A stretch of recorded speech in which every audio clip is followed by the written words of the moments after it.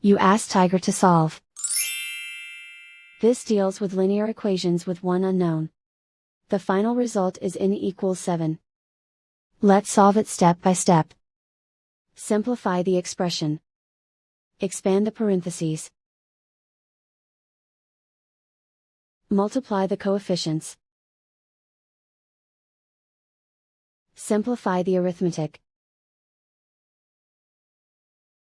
Swap sides.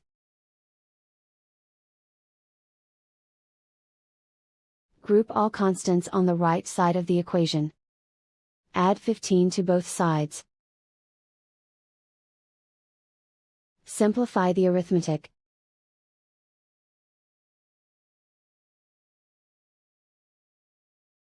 Isolate the n.